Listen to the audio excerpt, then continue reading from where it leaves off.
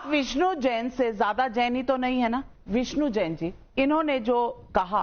Social media पर channel Mahalakshmi की ओर से आपको सुबह सुबह 8 बजे कहते हैं बहुत पावन दिन है। आज कहते हैं दिन एकादशी का है, पर बात क्या कर रहे हैं? आज 2 तीर्थंकरों का और 3 कल्याणों का अवसर है। 1 2 3 कहते हैं, बस फिर बच जाती है बीन शुरुआती आज की बात। पर हम बात कर रहे हैं आज इसकी। विष्णु शंकर जैन, जन्म जैन कुल में और कर्म हिंदुत्व की रक्षा के लिए। कोई बात नहीं, जैन कुल का बच्चा कुछ ऐसे करता है, पर अफसोस सिर्फ यह होता है क्या वह जैन कुल के लिए भी कुछ करता है। यह बात हुई थी, देख रहे हैं आप। ये पहले आपको शुरुआत में बता देते हैं कि उन्होंने क्या कहा था, पहले वह सुनवा देते हैं। सुनते हैं जरा। नवभारत चैनल पर लाइव प्रोग्राम था, उन्होंने क्या कहा था। आप में से कई पर आधी अधूरे पूछे पहुंच गए हैं, पर असली बात आप में से कोई समझ नहीं पाया। आज वही खुलासा कर रहे हैं। कहते हैं सच का सच और झूठ का झूठ, दूध का दूध और पानी का पानी कर रहे हैं। पहले सुनते हैं उन्होंने क्या कहा था। आप विष्णु जैन से आप विष्णु जैन से ज्यादा जैनी तो नहीं है ना? विष्णु जैन जी, इन्होंने जो कहा इसका सच क्या है? देखिए, सबसे पहली बात मैं बताना चाहता हूं, मुझे अमीक भाई की इस बात से ऐतराज। इन्होंने कहा कि मैं गैर हिंदू हूं। मैं अपने बिहाफ पे और जितने मेरे जैन मुनि हैं जिनको मैं नमस्तु करता हूं, उनके बिहाफ पे कहना चाहता हूं कि जैन समाज हिंदू समाज का अभिन्न अंग है। तो जो ये बोल रहे हैं कि हम अलग हैं या हिंदू समाज अपने आप को हिंदू समाज का व्यक्ति नहीं मानते हैं, ये गलत बोल रहे हैं। मैं उतना ही सनातनी और उतना ही जैन हूं। हम दोनों एक दूसरे के अभिन्न अंग हैं। अगर आपको जैन सभ्यता को समझना है तो जाकर रणकपुर के जैन मंदिर को देख लीजिए, जहां पे भैरव भैरवी की पूजा होती है और हमेशा हिंदू और जैन मंदिर साथ में बने। सुना आपने विष्णु जी से, इनसे 2-3 बार चर्चा हुई थी। इन्होंने कहा, पर इतना कह दें, हिंदू धर्म और जैन धर्म साथ साथ एक दूसरे के पूरक हैं, पर नहीं, एक नहीं है। थोड़ी बात को सुधारना होगा हमें। जैन अलग धर्म है। कहते हैं भारत माता के 2 ये सनातनी धर्म है। कहते हैं एक पटरी की तरह दोनों चलते हैं और नीचे भारत माता के ब्लॉक उनसे मिलते हैं, और बस इसी तरह साथ चल के इस देश का विकास का पहचान करते हैं। अलग अलग रहकर भी साथ साथ रहते हैं, यह तो कह सकते हैं। पर कई बार एक पटरी के हिस्से बार बार तंग करते हैं और छोटी दूसरी को छोटी पटरी करने की कोशिश करते हैं। कभी काट कर, कभी बदल कर, कभी रूप बदल कर कुछ कोशिश करते हैं। वह नहीं चलता है। सनातन दोनों परंपराएं साथ साथ चलती हैं, बस यही पहचान है। पर उन्होंने एक बात और कही कि जो बात ये कही, पहले वह सुनाते हैं। उन्होंने 2013 के लिए एक बात कही, पहले वह सुनिए, फिर गिरनार की भी बात करेंगे आपसे कि गिरनार के बारे में क्या आश्वासन दिए, क्या हुआ। आज सब सच्चाई की बात करेंगे। उनकी बात में कितना दम था, कहते हैं जैनों में नहीं कम था। सुनिए जरा पहले 2013 के बारे में उन्होंने क्या कहा था। बहुत मर्मम घटना बताना चाहता हूं। 2013 में सुधांशु जी यहाँ पे हैं, उनको अच्छे से याद होगा, और ये मैंने इसके ऊपर केस किया था। मेरे पास इसका एफिडेविट पूरा रिकॉर्ड है। जब 2013 में फरवरी में अखिलेश सरकार आई थी, तो हमारे लखनऊ में एक बुद्धा चौक होती थी, बुद्धा पार्क होता था और महावीर चौक थी। वहां पे महावीर जी की मूर्ति तोड़ दी थी नमाज के बाद, ठीक है। बुद्धा जी की मूर्ति, वीडियो है उसका, उसके ऊपर पेशाब की गई थी, ठीक है। मैं नेशनल चैनल जब आजाद मैदान में अमर जवान ज्योति तोड़ी और सुनिए, और नाविका जी, हमने रिप्रेजेंटेशन दिए गवर्नमेंट को कि हमारी महावीर स्वामी की मूर्ति को वापस स्थापित करिए। सरकार ने नहीं किया। जस्टिस उमानाथ सिंह साहब की बेंच थी, हम लोग ने याचिका की, कोर्ट ने कहा जो पहले मूर्ति थी उससे भव्य मूर्ति वहां पे इमीडिएट लगाई जाए। हाईकोर्ट के आदेश के बाद निकली। सुधांशु जी के साथ राजनीति में कूदना हो तो कूदिए, अच्छा रहेगा।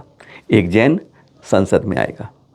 लेकिन पर अब ये बात है जो उन्होंने कही कि 2013 में डॉलीगंज लखनऊ के अंदर जो पार्क है ना, उसके अंदर महावीर स्वामी की प्रतिमा तोड़ी गई थी। बिल्कुल ठीक तोड़ी गई थी। उसके बाद सरकार ने कोई मदद नहीं की थी, हाई कोर्ट से लेके इन्होंने लगवाई थी। 100% झूठ है विष्णु भाई, नहीं कहना चाहिए। जो झूठ हो, आप अपनी जो भी सुधारने करिए, अपनी दुकानदारी चलाएं, हाथ जोड़ के निवेदन करते हैं, पर सच बोलिए जैन समाज के लिए इस तरह नहीं। वह प्रतिमा जिस सरकार को मना कर रहे हैं ना, जिसके सामने अधिकारी से बोल रहे थे, अब वो नहीं समझ पाए।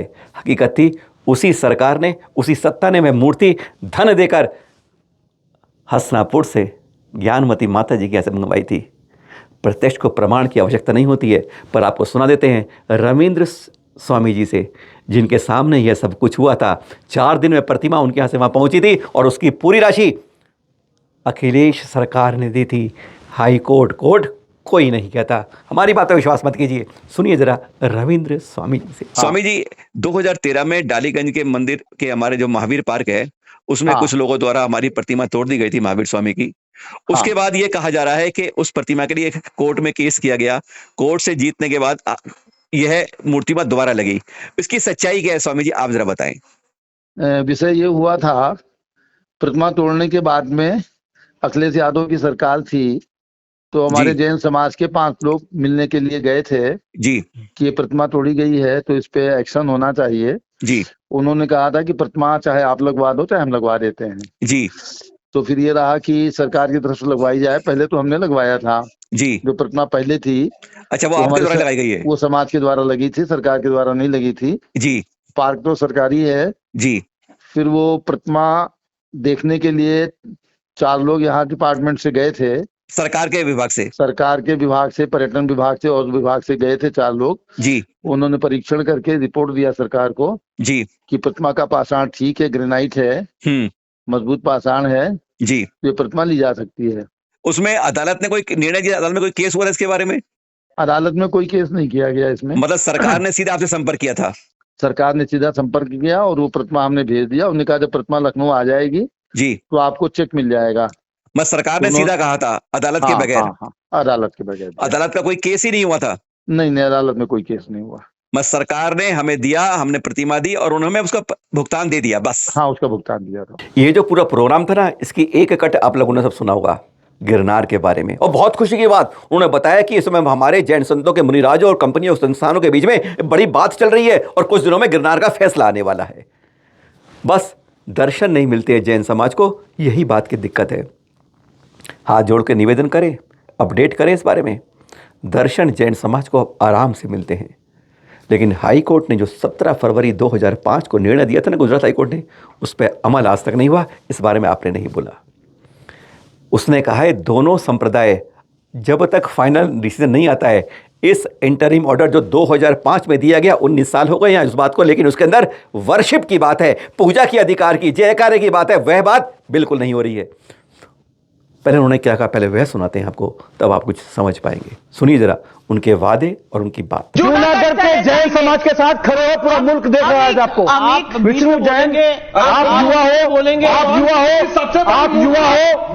राजनीतिक राइट हो या कुछ भी हो, और तुम्हारे आप युवा हो, बयान है तालिबान मेरे दिल में, आप युवा हो, बोलो आप युवा हो, मेरे दिल में शफीकुर बीजेपी आपको इस्तेमाल कर रही है, गलत बात है, उड़ाया था। लेकिन जूनागढ़ पे जैन मंदिर के हमले पर नहीं बोल चलो बोलने लगते हैं आगे, पूरा देश के जैन देख रहा है। बोलो, हम भी बोलेंगे, हमें बोलने तो दीजिए। आगे चिल्लाने के लिए सब में जूनागढ़ पे बोलिए। देखिए, पहले मैं 1 मिनट आपके हिसाब से नहीं बोलूंगा ना, अपने हिसाब से बोलूंगा। मैं उसमें बताना चाहता हूं नाविका जी, उसके 5वें टोक पे एक डिस्प्यूट चल रहा है, बात सही है, और उस डिस्प्यूट के लिए दोनों समाज आपस में बैठ के उसका हल निकाल रहे हैं और बहुत जल्दी आपस में म्यूचुअल कंसेंट से उसका हल निकलने जा रहा है। जितने हमारे जैन मुनिराज हैं वो और जितने वहां के स्टेक होल्डर्स हैं वो बैठ के बहुत जल्दी उस डिस्प्यूट को सॉल्व करने वाले हैं। 2006 से गुजरात हाईकोर्ट में उसके ऊपर केस चल रहा है, पर वो डिस्प्यूट एमिकेबली बहुत जल्दी सॉल्व होने वाला है। इतना सा इश्यू है कि जो भगवान नेमिनाथ की वहां पे चरण पादुका है, उसके दर्शन करने का जैन समाज के लोगों को अधिकार मिले और वहां पे आपस में डिस्कशन चल के बहुत जल्दी म्यूचुअल कंसेंट से वो सॉल्व होने वाला है।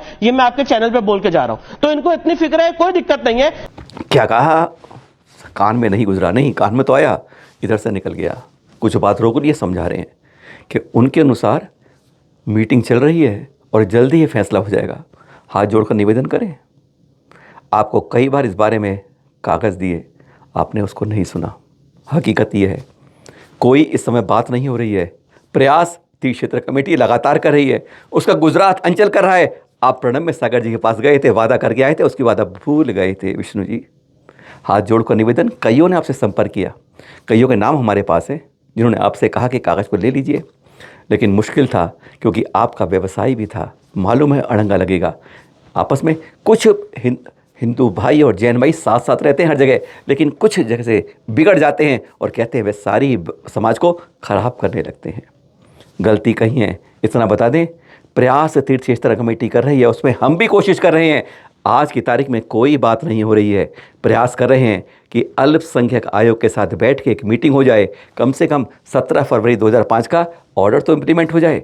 दर्शन के बारे में संसद में बात की गई, आपको स्पष्ट कर दें, आज की तारीख में गिरनार जी के पानी में दर्शन आराम से हो रहे हैं, लेकिन वहाँ पर कोई अर्घ नहीं चढ़ सकता, कोई पूजा नहीं हो सकती, कोई जयकार नहीं होता। तकलीफ इस बात की है कि हम वहाँ पर पूजा के अधिकारी नहीं हैं, बात उसकी है। ठीक है, 11 अंग्रेजी तिथि की बात कर रहे हैं। वैसे एकादशी भी है आज ही साथ में, और कल दिसंबर 12 उस दिन सुप्रीम कोर्ट में सुनवाई है 1991 के वर्शिप एक्ट के लिए कि वह मनमाना है या क्या अधिकार पुराना है। आप में से कोई नहीं समझ पाएगा। हम तो सिर्फ इतना जानते हैं कि उसके अनुसार 1947 की जो है वही तारीख में जैसे धार्मिक स्थान थे वैसे रहने चाहिए, पर उसमें 2 शब्द हैं। वहाँ पे रूप नहीं, हिंदी में स्वरूप लिखा है, सेक्शन 4(1) आपको बता देते हैं। और हिंदी में जो लिखा है यह, और अंग्रेजी में उन्होंने इन्फॉर्मेट करेक्टर उसका कैसा है। बहुत बड़ी बात है। हम उस बात को, रूप और स्वरूप को फ़र्क नहीं समझ पा रहे हैं। मतलब कि वास्तव में उसका स्वरूप कैसा था 15 को वह होना चाहिए, रूप नहीं, जो दिख रहा है वह नहीं होता है। और यह डॉक्टर सैयद है ना, उन्होंने बहुत अधिक से बताया कि भाई रूप और स्वरूप में फ़र्क क्या होता है। अब वो सुनाते हैं, पर आपको ये बताते हैं इस बारे में बीजेपी ने इस एक्ट के बारे में ख़त्म करने के लिए बात करी है, क्योंकि इससे हमें कहीं नुकसान तो नहीं हो रहा, कहीं गलत तो नहीं हो रहा। और जैन समाज को भी इस बारे में एक चिंतन करना चाहिए, मनन करना चाहिए, क्या ये हमारे हित में है या अहित में है, और साथ में फिर सहयोग करना चाहिए। पहले सुनिए रूप स्वरूप में अंतर क्या होता है, कम से कम समझिए पहले बात को गहराई से, क्योंकि हमारे लिए कई लोगों ने हमारे तीर्थों को बदला है, स्वरूप को बदलने की कोशिश नहीं कर सकते। रूप जरूर बदला है, बस रूप और स्वरूप में ही फर्क होता है। सुनिए जरा। जब मैं टोपी लगाता हूं दाढ़ी के साथ, तो मैं किसको, ये जो मुझे नहीं जानता वो दूर से देख के कहेगा मैं मुसलमान हूं। लेकिन जब मैं टोपी हटा देता हूं और भगवा वस्त्र धारण कर लेता हूं और तिलक लगा लेता हूं, तो जो मुझे नहीं जानता वो दूर से बैठ के कहेगा ये कोई सनातनी हिंदू या कोई ब्राह्मण है। सवाल ये था, और जो मैं समझाना चाह रहा था, आप लोग समझ चुके होंगे कि रूप को बदलना आसान है, स्वरूप नहीं बदल सकते। प्लेसेस ऑफ वर्शिप एक्ट 1991 स्वरूप का जिक्र करता है, कैरेक्टर का करता है, आइडेंटिटी का नहीं करता, और रूप का नहीं करता। सवाल उठता है भगवा वस्त्र धारण करने के बाद, तिलक लगाने के बाद मेरा रूप बदल जाता है? बिल्कुल बदल जाता है। सवाल उठता है क्या स्वरूप बदल जाता है? नहीं बदलता है। मैं मुसलमान रहता हूं, सर्वे करोगे तो पता चल जाएगा। तो यही चीज हर जगह है। पगड़ी पहन लूं तो मैं सरदार बन जाऊंगा, लगने लगूंगा, कड़ा पहन लूं। और मैंने बड़ी विस्तार से समझाया कि श्री राम रूप से मनुष्य थे, लेकिन स्वरूप से विष्णु जी के अवतार थे। और मैंने मुसलमानों को समझाने के लिए हजूर का भी वास्ता देके बोला कि हमारे नबी वो भी रूप से इंसान थे, और ये मुसलमान की आस्था है, समझाने के लिए अकीदा है। इससे बेटर तरीका नहीं हो सकता। लेकिन वो उनके स्वरूप से पैगंबर थे। और इसी तरह ईसा मसीह का, इसी तरह गौतम बुद्ध का, इसी तरह किसी और का भी आप उठाकर देख लीजिए। 2 शब्द पकड़ के चलिए, एक रूप एक स्वरूप। अब मैं जानबूझ के ये टोपी लाया हूं। अब जब मैं ये टोपी लगाता हूं तो मैं रूप से, दाढ़ी भी है, मैं बिल्कुल मुसलमान लग रहा हूं। आपको कोई देखिए बता देगा मुसलमान है। अब मैं ये टोपी हटा देता हूं। अब मैं ये पहले तो ये टीका लगाता हूं, और उसके बाद मैं ये भगवा वस्त्र धारण कर लेता हूं। अब मेरा रूप क्या हो गया? मेरा रूप हो गया ब्राह्मण का रूप, बनारस का ब्राह्मण। कहने का मतलब यह है कि रूप बदले जा सकते हैं, स्वरूप नहीं बदला जा सकता। सुना आपने वर्शिप एक्ट पे क्या फैसला करना चाहिए? हमारे समाज के वकीलों को चिंतन करना चाहिए कमेटियों के साथ। पर हम बात कर रहे हैं आज की खास बात। आज दिन 1 एकादशी का है। तीर्थंकर 2 हैं, मल्लीनाथ भगवान और नमीनाथ भगवान। आप कहें तीर्थंकर हैं, और उनके कल्याणक 3 हैं। आज मल्लीनाथ जी भगवान तीर्थंकर के जन्म और तप। हाँ, बात करें मिथिलापुर के राजा कुंभराज, उनके महल पर लगातार रत्नों की बरसात हो रही थी। वह समझ गए थे कोई ऐसा महापुरुष मेरे पत्नी के, महारानी महादेवी के कुछ की जगह पर प्रभावती उल्लेख है कि उनके गर्भ में आ रहा है, और इसलिए यह बरसात कुबेर द्वारा करी जा रही है। सुबह दोपहर शाम, या सुबह दोपहर शाम, रात 4 पहर के, या 3 पहर में, ये बात अलग होती है। 3.5 रत्नों की बरसात एक बार में होती है। 15 माह हो गए थे, बस वह आज ही का दिन था 15 माह की बात का। क्या है? मंगसिर शुक्ल एकादशी का। और उस दिन मिथिलापुर में एक बालक का जन्म होता है, जो बनते हैं तीर्थंकर मल्लीनाथ। समझ गए आप? हाँ, ये दूसरे बाल्यती थे। राजपाट नहीं संभाला था। कहते 21,000 वर्ष के कुमार काल के बाद एक दिन अध्रुवादी को देखकर वैराग्य की भावना बलवती हो जाती है।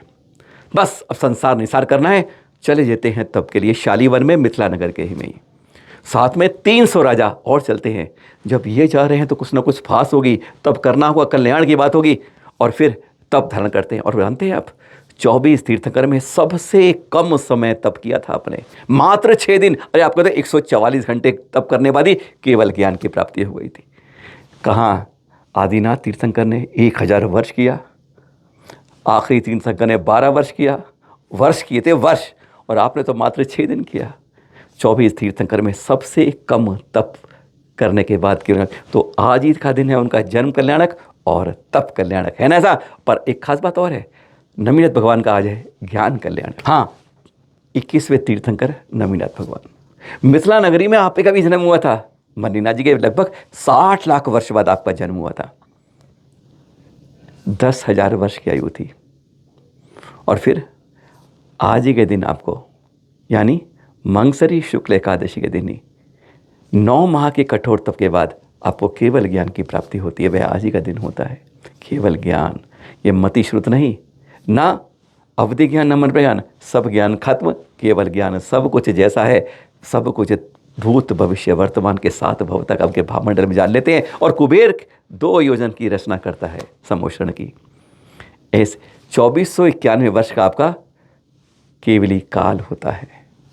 ऐसे पावन हमारे तीर्थंकर 21वें के जन्म तप और साथ में मल्लिनाथ जी के जन्म तप ज्ञान तीनों के कल्याणों की आप सबको शुभकामनाएं।